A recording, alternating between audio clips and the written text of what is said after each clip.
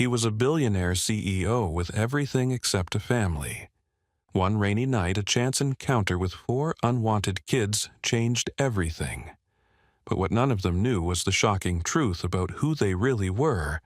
And when life threatened to take it all away, love would prove stronger than blood, stronger than fate. Stay with us. This story will break your heart and heal it in ways you'll never forget. Dear friend, what you're about to experience is not just a story. It's a deeply human journey about lost resilience and the quiet, unexpected ways love finds us when we need it most. If this is your first time here, I invite you to drop a comment and tell us where you're watching from. We love hearing your voice. And if you're someone who believes in second chances, in the hidden strength of ordinary people, and in stories that stay with you long after they end, consider subscribing and tapping the bell icon. We share moments that matter. Thank you for being part of this one. Now, let's begin. He was worth over $700 million, owned penthouses in San Francisco and London. Yet that night, caught in a rainstorm outside a forgotten orphanage in Chicago, billionaire CEO Alexander Pierce's life began to unravel in ways no market forecast could have predicted. Alexander wasn't supposed to be there. He was supposed to be on a private flight back to San Francisco after a week of back-to-back damage control meetings. The board was in chaos. Pierce Innovations had just slashed nearly 2,000 jobs in a controversial cost-cutting move that sparked outrage in the media. His PR director begged him to attend a children's charity gala in Chicago to soften public perception. Reluctantly, Alexander agreed. Optics mattered. But fate had other plans. That night, a violent storm swept through Chicago. After the gala, Alexander's limousine crawled through flooded streets. Then the power grid failed. The GPS froze.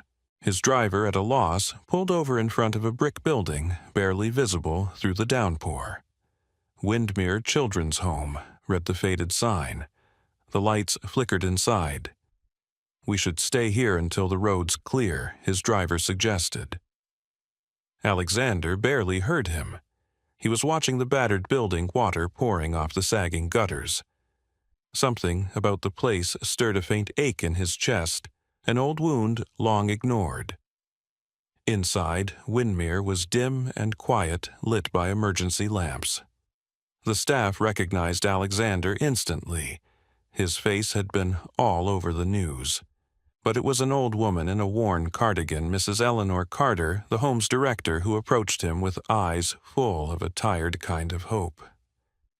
"Mr. Pierce," she said softly, "you must be cold. Would you like some tea while you wait?" Alexander intended to decline to stay no longer than necessary. But something in Mrs. Carter's gaze made him nod. In the corner of the common room, 4 children sat cross-legged on a worn rug, coloring and building with blocks by flashlight. They didn't look up when Alexander entered until one small voice broke the silence. "Is he the rich man from the TV?" asked a little girl with wild curls. She gazed at him with wide eyes, curiosity unfiltered. "That's Ava," Mrs. Carter explained. "She's 8. Alexander gave a polite nod but kept his distance. This wasn't his world. The other children watched warily. Emma, 15, sat with her arms crossed, guarded but defiant. Liam, 12, tinkered silently with a broken toy robot. Noah, 10, peeked at Alexander from behind a chair, his gaze sharp yet hesitant. "They've been here the longest," Mrs. Carter said quietly. "Hard to place. No one wants to adopt siblings, especially older ones." Alexander glanced toward the door, calculating how soon he could leave. But just then, Ava approached him, holding something in her small hands. "I made this," she said shyly, offering him a drawing. It was a picture of a family. A tall man with silver hair, a woman and 4 children standing beneath a rainbow. The man's face was unmistakably modeled after Alexander's, with piercing blue eyes. I don't know what a real dad looks like, Ava whispered, so I used your face. Something in Alexander's chest cracked open. He knelt beside her, voice thick. It's beautiful, Ava. In that moment, the transactional world of IPOs and quarterly earnings faded. Here, in a rundown orphanage during a blackout, a child had painted him into a life he never imagined. It wasn't the fortune he'd amassed or the power he wielded, it was the absence of what mattered that the drawing revealed. Emma, watching, spoke up. She drew you because nobody else ever stays. Her words struck harder than any headline. The children here weren't just unwanted, they were invisible. Alexander stayed longer than planned. He listened as Mrs. Carter explained each child's story, parents lost to drugs, violence, or neglect. All 4 children had been shuffled between foster homes, clinging only to each other. When the storm passed, Alexander stood in the doorway, staring out into the rain-slicked night. A driver was ready, the world was waiting, but he turned back.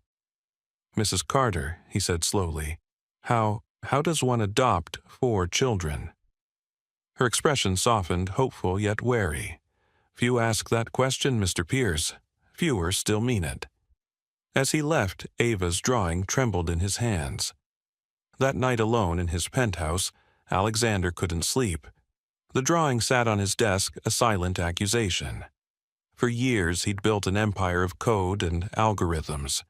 But for all his wealth, no AI could replicate what Ava had offered, a glimpse of belonging. And so, the unthinkable began to take root in his mind. The next morning, he called Isabella Lane.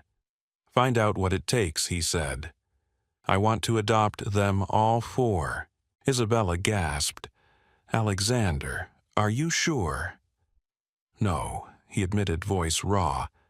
But it's the first thing that's felt right in a long, long time. Little did he know that decision would cost him millions and would save far more than his soul. Because sometimes the heart knows what the mind cannot. And this was only the beginning. Coming up, one CEO risks everything, including a $50 million investment to fight for 4 children no one else wanted. The rain had stopped, but something inside Alexander Pierce hadn't. All night he sat alone in his penthouse, Ava's drawing, propped against his laptop, her hopeful rainbow family staring back at him. The image haunted him, not because it was naive, but because it wasn't. Somewhere deep down, it mirrored a longing he'd buried beneath decades of ambition. By dawn, Alexander picked up the phone. Isabella, he said, voice hoarse from lack of sleep. I need to know exactly what it takes to adopt 4 children. There was a long pause on the line. Isabella Lane, his trusted chief of staff, had known him through corporate wars, personal betrayals, and market crashes. But this was different. I'll start making calls, she said softly. But Alexander, this won't be simple. I don't care. Later that morning, Alexander's limousine rolled back through the streets of Chicago. He didn't notify his board, nor did he alert the PR team. He arrived at Windmere Children's Home unannounced, wearing a charcoal gray suit that looked absurdly out of place in the battered building. Mrs. Carter greeted him with a tired smile. Back so soon, I need to speak with you. Privately. They sat in her small office, papers stacked in chaotic piles. I want to adopt them, Alexander said simply. Mrs. Carter blinked. Mr. Pierce, do you understand what you're asking? These children have been through more than you can imagine. They're not a charity project. They need stability, consistency. They need someone who's in it for life. Alexander met her gaze steady and unwavering. I understand. I can give them a home. And more than that, I want to. Mrs. Carter's eyes glistened. You may be the first person to say that and mean it. But the road ahead was already growing steeper.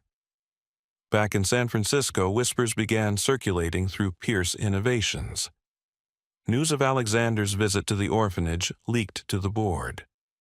At first, they dismissed it as a PR stunt, but when Isabella confirmed he had initiated formal adoption proceedings, panic ensued. An emergency board meeting was called. Inside the glass-walled conference room high above Market Street, the air was thick with tension.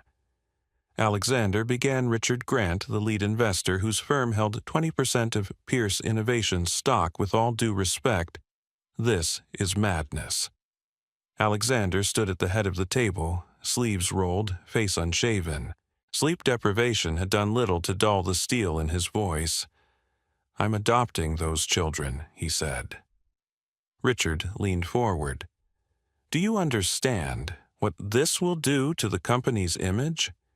Investors are already skittish after the layoffs. Now they'll see a distracted CEO with 4 dependents. One bad earnings call and we could lose another $100 million in valuation." Another board member chimed in. "We have a $50 million investment from Easton Capital contingent on leadership stability. If they get wind of this..."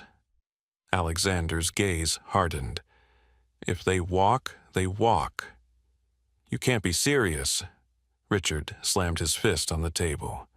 "You're willing to risk everything for 4 orphans." The room fell silent. Alexander looked around the table at the faces of men and women who had measured worth in stock options and quarterly growth. His voice dropped. "Wealth fills the pockets," he said slowly. "Family fills the heart. I can rebuild fortune. I will not rebuild a broken promise to these kids." A stunned silence followed. Richard pushed back from the table, eyes blazing. "Then you'll do it without Easton. They've already threatened to pull out if this goes through." Alexander nodded. So be it. He walked out of the boardroom before anyone could stop him. In the days that followed, the media caught wind of the story. Headlines splashed across financial news sites. "Tech Titan turns. Foster father has Alexander Pierce gone soft." Speculation ran wild. Some praised him, others mocked him. Stock prices dipped. Easton Capital withdrew its offer. But Alexander didn't waver. Meanwhile, at Windermere, preparations began. Alexander met with social workers, therapists, and the children themselves. Each visit unearthed another layer of heartache and resilience. One afternoon he arrived to find Liam sitting alone, robot parts scattered across the floor. "They say you're going to be our dad," Liam muttered without looking up. "I hope so," Alexander replied gently. Liam's fingers stilled. "People leave. Always." Alexander knelt beside him. "I won't." Liam's lip trembled, but he said nothing. Upstairs, Emma confronted him more directly. "Why are you doing this?" she demanded. "You're rich. You could have any life you want." Alexander met her fierce gaze. "Because, for the first time, I want a life that matters." Emma's eyes filled, but she turned away before he could see her wipe them. On a cold December morning, final papers were signed. The children gathered in Windermere's common room as Alexander arrived with Isabella. Ava ran to him first. "Is it real? Are we really yours?" Now Alexander swept her into his arms. "It's real." Noah clung to Isabella's hand, unsure. Liam stood stiffly. Emma hovered at the edge, arms crossed. Alexander knelt before them all. "I can't promise to be perfect, but I will be here every day, no matter what." Emma's voice cracked. "No one's ever said that." Ava burst into tears. Noah's small hand reached for Alexander's. Liam stared at the floor, blinking hard. Mrs. Carter watched from the doorway, tears streaming freely. As Alexander led his new family out into the winter sunlight, cameras flashed. The world was watching, but in that moment Alexander saw only the 4 faces beside him. He had risked millions. He had defied his board, and he had no certainty of what lay ahead. But as Ava squeezed his hand and Noah whispered "Daddy," for the very first time Alexander knew he had made the only choice that mattered. And their journey was just beginning. Alexander Pierce had built one of the world's most sophisticated AI companies, but as he stood in his cavernous Lake Tahoe estate, surrounded by 4 children with wide, uncertain eyes, he realized something simple yet profound. You could not engineer a family. You had to build it from scratch with patience, love, and more mistakes than he dared to count. The first morning together was chaos. Alexander, used to waking in solitude, was greeted at sunrise by Ava, bouncing on his bed, eager for pancakes. He barely remembered how to operate his espresso machine, let alone make breakfast for children. In the kitchen, he fumbled with eggs and flour, while Noah clung to Isabella's leg, too shy to speak, and Liam studied the unfamiliar surroundings with the analytical gaze of a young engineer. Emma remained aloof, standing near the doorway, arms folded. Alexander burned the first batch of pancakes. Ava giggled. "You need more practice, Daddy." The word hit him square in the chest. It was the first time she'd said it so freely. Determined, Alexander tried again. By the third attempt, breakfast was edible. They sat together, the mismatched group, at a long dining table, once reserved for sterile corporate dinners. The air was thick with unspoken questions and fragile hopes. Later that day, he faced his next lesson in fatherhood, the bedtime story. Emma refused outright. Liam claimed he was too old. Noah watched silently, but Ava climbed into bed with a book already in her lap. "You'll read it, right, Daddy?" she asked. Alexander opened the worn copy of Goodnight Moon, voice trembling slightly as he began. By the third page, Ava was asleep, her curls spread across the pillow. He sat there longer than necessary, listening to her breathing, overwhelmed by a tenderness he hadn't known he possessed. But not every moment was tender. 2 weeks later, during a rare public outing, Liam was bullied at the local school. "You're just charity," one boy sneered. "He'll send you back when he's bored." Liam returned home bruised, in spirit, his robot project abandoned on the floor. Alexander found him in the garage. "Liam," he said softly, "talk to me." Liam didn't look up. "They're right. Why would a billionaire want us?" Alexander knelt beside him. "I didn't choose you because I'm rich. I chose you because you matter. And I'm not going anywhere." Tears welled in Liam's eyes, though he tried to hide them. Alexander placed a steady hand on his shoulder. "Let's finish your robot together." It became their ritual, father and son, surrounded by circuit boards and soldering irons, speaking the language of creation and connection. Emma remained the hardest to reach. One evening, Alexander found her alone in the library, staring at a wall of books. "You never talk about your life before us," she said abruptly. Alexander hesitated. "Because for a long time I thought success would make me happy. But it didn't, not until you all came." She frowned. "I don't need saving, I know," he replied. "But maybe we can save each other." That night, for the first time, Emma left her door slightly ajar as she slept. One rainy afternoon, as storms rumbled over the lake, Noah approached Alexander, clutching Ava's framed drawing, the one that had started it all. "I want this in your office," Noah whispered, "so you don't forget us when you work." Alexander knelt, voice thick. "I will never forget you." The boy surprised him then, wrapping thin arms around his neck. "I'm glad you're our dad." Later, Alexander would remember that moment as the one that broke the last wall around his heart. But the journey remained fragile. One evening, Emma burst into tears at the dinner table over a simple disagreement. It wasn't about the argument, it was about fear. Fear that any conflict would send them back to Windermere. Alexander held her as she sobbed, whispering again and again, "I'm not leaving. You're safe." Slowly, trust began to bloom. Weeks turned into months. The house, once a cold monument to wealth, filled with the sounds of life. Ava's giggles, Noah's piano practice, Liam's robot whirs, Emma's quiet writing.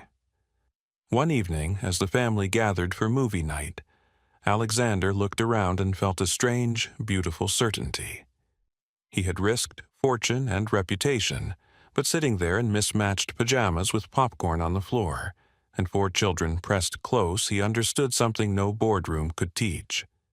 Patience is love in action, and he would need all of it for what was coming next. Spring arrived in Lake Tahoe with an uncertain warmth. The snow receded from the mountain peaks, giving way to budding trees and green fields. Inside Alexander Pierce's home, the family was finding its rhythm. But life, as he'd come to learn, never moved in straight lines. It began with a cough. At first, no one thought much of it. Ava coughed through a night then, too. On the 3rd morning, her fever spiked. Isabella drove her and Alexander to the hospital while Emma stayed behind with Liam and Noah. Tests were ordered quickly. The pediatrician concerned by Ava's rapid decline suggested genetic screening to rule out any underlying conditions. Alexander consented immediately. His chest tightened.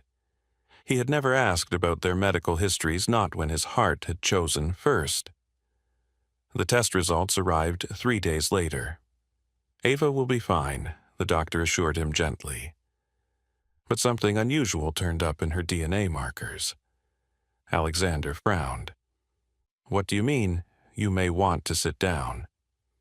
The doctor explained that Ava's genetic profile contained matches commonly seen in direct blood relations, specifically to the DNA sample Alexander had provided when starting the adoption process. "It's highly likely," the doctor said carefully, "that you're biologically related to Ava." The world tilted. Alexander gripped the arms of the chair. "That's not possible," he whispered. But even as he said it, memory whispered back Samantha Hartley, the woman he'd loved and lost in his final year of university. They had drifted apart after a bitter argument over the direction of their lives. He'd pursued his relentless ambition. She'd vanished without a word. Could it be shaken Alexander returned home and called Isabella? "We need to find out everything we can about the children's mother," he said, voice tight. Isabella nodded, already moving. Meanwhile, Emma noticed her father's unease. That night after dinner she approached him. "You've been different since Ava got sick," she said quietly. Alexander hesitated, choosing honesty. "Something's come up. I promise I'll explain once I understand it myself." The next breakthrough came not through DNA, but through a box. Noah, always curious, had been exploring the attic when he found an old dust-covered trunk. Inside were children's books, faded photographs, and a small stack of journals tied with ribbon. Emma was the one who opened the journals. Her breath caught as she read the first entry aloud, March 3rd. "They told me today it's 4 heartbeats. 4. I don't know how I'll manage alone, but I must. He can't know. He has his life ahead. I won't be the reason he sacrifices it." At the bottom of the page was a signature that hit Alexander like a blow. Samantha Hartley. Tears burned his eyes. He sank onto the floor beside his daughter. She was your mother," he choked. "And she loved you, all of you." Emma stared at him. "You knew her?" Alexander nodded, tears now falling freely. "She was everything to me. I never knew she was pregnant.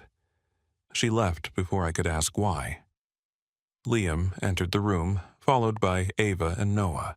One by one, they listened as Alexander explained the truth that the woman they'd known only as a faded photograph was the love he had lost, and that by some impossible fate they were his own children. Ava's small voice broke the silence. "Does that mean you're really our daddy?" Alexander gathered her close. "I always was," he whispered. "In my heart. Now I know it's in my blood, too." Emma's tears spilled over. Liam looked away, jaw clenched. Noah crawled into Alexander's lap without a word. That night, as the house lay quiet, Alexander sat alone in his study. The journal lay open beside a sealed envelope addressed to him. Isabella had found it tucked between the pages. With trembling hands, he opened it. "My dearest Alex," it began in Samantha's graceful handwriting. "If you are reading this, then somehow life has found a way to return you to our children. I wanted so badly to tell you, but I knew you would give up everything for us, and I couldn't bear to be the reason you lost your dreams. I hope you can forgive me, and I hope you will love them as I loved you." The words blurred as Alexander wept. He pressed the letter to his heart, wishing Samantha could see the family she had dreamed of. But fate wasn't finished. Weeks later, during a routine checkup, Alexander received news that shook the foundation of their fragile new happiness. "You have a rare blood disorder," the hematologist explained gently.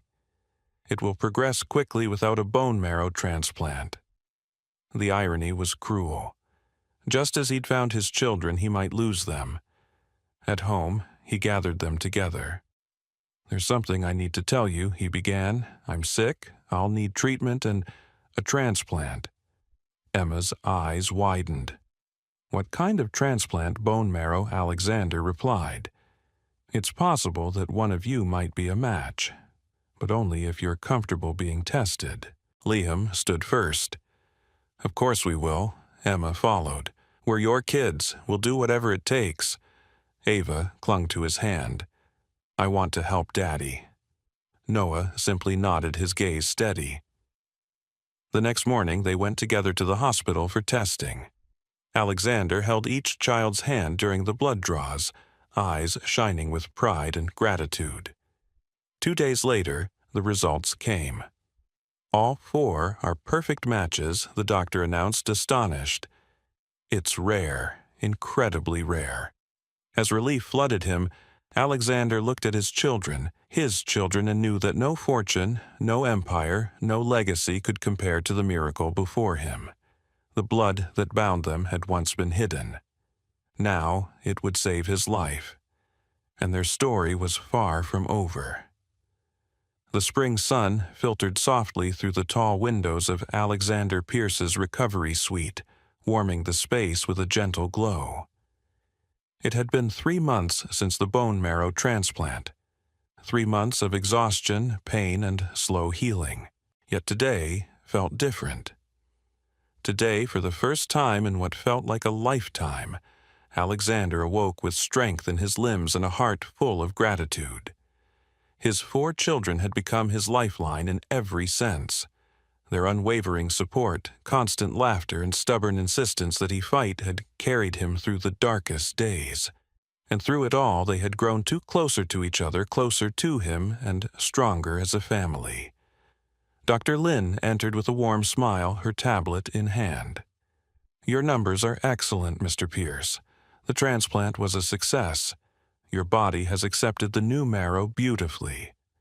Alexander met her eyes, voice rough with emotion. "Thanks to my children." "Yes," she agreed softly. "It's not often we see such perfect matches and such perfect love." Later that morning, as Alexander sipped his tea in the sun-drenched library, Emma appeared with a stack of papers.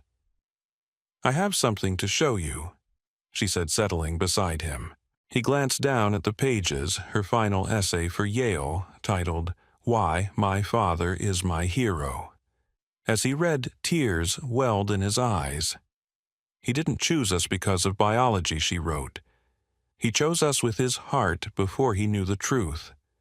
And when the truth came, it only deepened what we already knew. We were his children, long before science confirmed it.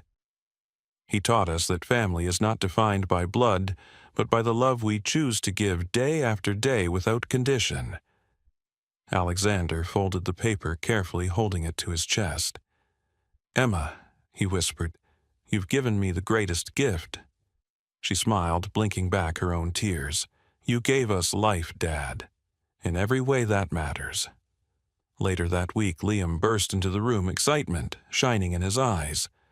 "Dad, I won the national robotics competition." Alexander beamed with pride as Liam handed him the sleek trophy. "You did this," Liam said quietly. "You believed in me when I didn't believe in myself." They embraced tightly, neither one speaking the words they both felt words too big for moments like these. In the music room, Noah played softly at the piano. His fingers, once tentative, now danced across the keys with confidence. As Alexander listened, he realized the piece was an original composition, a melody of hope and belonging. When the last note faded, Noah turned to cheeks flushed. "I wrote it for you," he whispered. "It's called Home." Alexander crossed the room, pulling Noah into his arms. "I've never been prouder, son." Meanwhile, Ava's first art exhibition at the Getty Center was underway. The gallery buzzed with admirers, critics, and collectors, all drawn to the raw emotion in her work. One piece in particular drew a crowd, a vibrant canvas titled Family Tree, depicting 4 children encircling a man with silver hair, their intertwined roots glowing beneath the surface.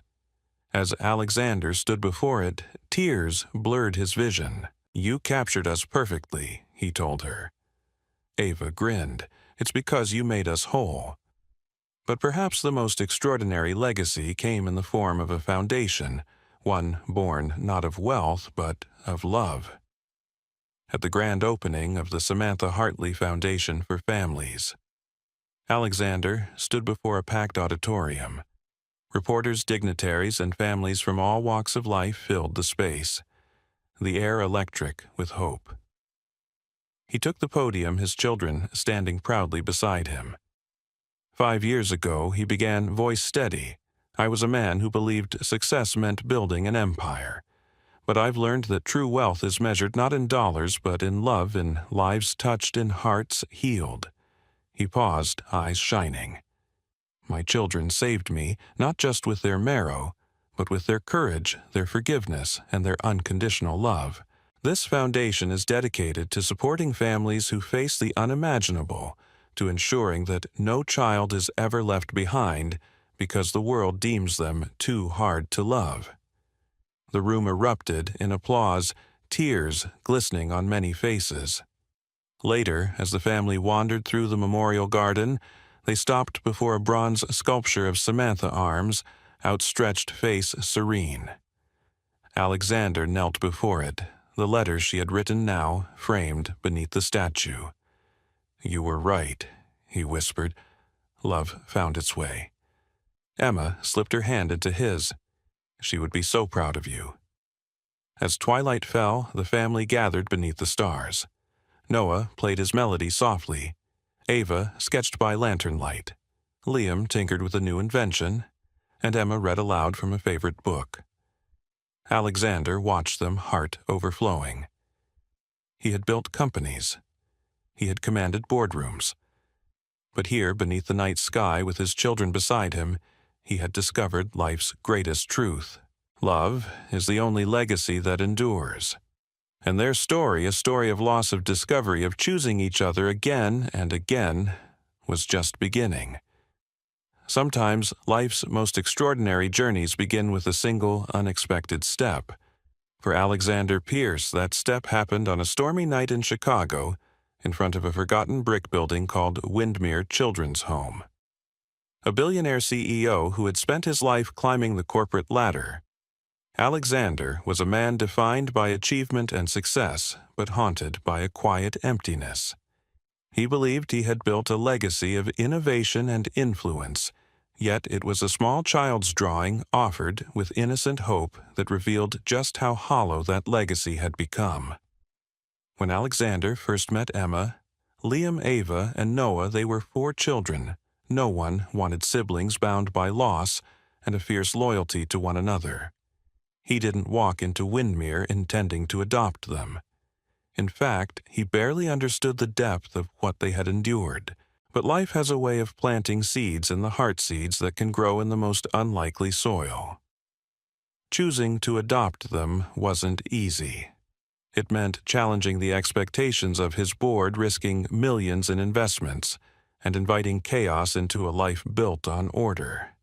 But when faced with the choice between preserving his wealth or honoring the fragile trust of 4 children, Alexander chose love. He chose to be their father. The path to becoming a family was neither smooth nor simple. Emma guarded her heart fiercely. Liam questioned his place. Ava craved the affection she'd been denied, and Noah clung to silence born of fear.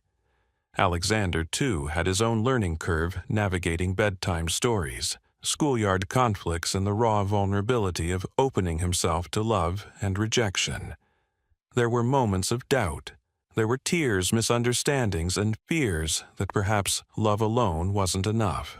But brick by brick they built something unshakable, a home, not defined by walls but by the trust and forgiveness that only family can offer. The story's most profound twist came with the discovery of their true bond. Through a faded journal and a DNA test, Alexander learned that the children he had chosen were in fact his own. The woman he had once loved and lost, Samantha Hartley, had given him a gift beyond measure, 4 children, who carried both her spirit and his blood. And just as he had embraced them with his heart, they now embraced him in return, standing by his side as he faced a life-threatening illness. Their perfect bone marrow matches were more than a genetic miracle. They were a testament to the invisible threads that had drawn them together, threads stronger than time, distance, or circumstance. Through it all, Alexander discovered that true legacy isn't measured in financial success or corporate accolades. It is found in the lives we touch, the love we give, and the resilience we inspire in others. His children became his greatest teachers, showing him that patience is love in action, and that healing often begins when we dare to be vulnerable. Today, the Samantha Hartley Foundation stands as a beacon of that truth, supporting families and children who face their own impossible odds. Through their story, countless others have found hope and the courage to choose love over fear. So, what can we take from this remarkable journey? First, remember that the most important choices in life are often the hardest. Alexander risked his reputation and fortune, but gained something infinitely more valuable, a family. In a world that often prizes success over connection, it is worth asking ourselves, what are we building and for whom? Second, understand that forgiveness and patience are vital in building trust. The children had every reason to guard their hearts. Alexander had to earn their love, not with grand gestures, but with consistent, quiet presence. In our own relationships, whether with family, friends, or colleagues, showing up matters more than showing off. Third, accept that vulnerability is not weakness. It is through admitting our fears, seeking help, and embracing uncertainty that we open the door to true connection. Alexander's willingness to share his struggles allowed his children to do the same, forging a bond deeper than any DNA could create. Lastly, recognize that legacy is not what we leave behind in bank accounts or company records. It is the love we invest in others, the resilience we nurture, and the compassion we spread. In choosing to adopt 4 children, Alexander rewrote the narrative of his life not as a tycoon but as a father, a teacher, and a man redeemed by love. As you reflect on this story, ask yourself, where can you choose love over fear? Where can you show patience when it's hardest? And where can you open your heart to build a legacy that truly matters? If this story touched you, inspired you, or simply made you pause to think about the power of love and family, we invite you to support our channel. Please take a moment to subscribe, like this video, and share it with others who might need a little hope today. Your support gives us the motivation to keep bringing you more real-life stories that move, inspire, and remind us all of what truly matters. Thank you for watching. We can't wait to share the next story with you. Until then, choose love. Always.